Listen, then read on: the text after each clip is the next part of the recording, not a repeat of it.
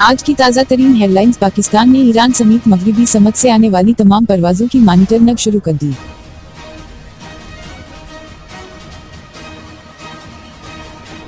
पाकिस्तान की तारीख में पहली मुर्तबा खैबर पख्तूनख्वा से कौमी और सूबाई असम्बली की जनरल नशिस्तों पर कई ख्वातीन को किस्मत आजमाई का मौका दिया गया है।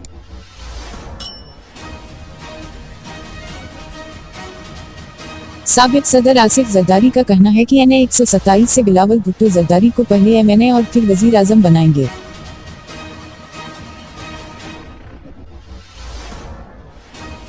PTI को नई चैलेंज का सामना। याद रहे कि तहरीक इंसाफ से इंतखाबी निशान वापस लिए गए, जिसकी वजह से बहसीत सियासी जमात वो आइंदा का इलेक्शन नहीं लड़ सकती।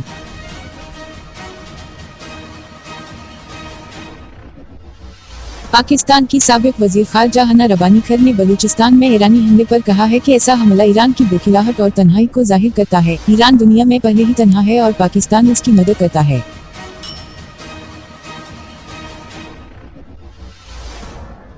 लाहौर। मुस्लिम लीग नून के सदर शहबाज शरीफ ने कहा है कि पंजाब के अगले वजीर आला का फैसला नवाज शरीफ करेंगे।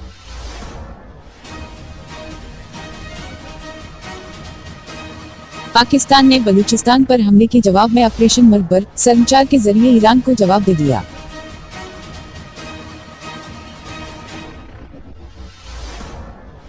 बानी PTI इमरान खान ने शेर अफजल मरवत को सिंध में सियासी सरगर्मियां मुअत्तल करने की हदायत कर दी और उन्हें इस्लामाबाद तलब कर लिया गया।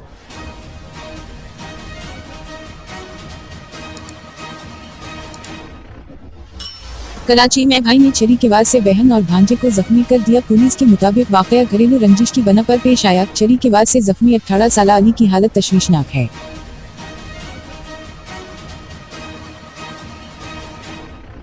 पाकिस्तान सुपर लीग के नवीन एडिशन के आगाज में सिर्फ एक माह रह गया और फिंस को शुदत से PSL के ऑफिशियल तराने का इंतजार है।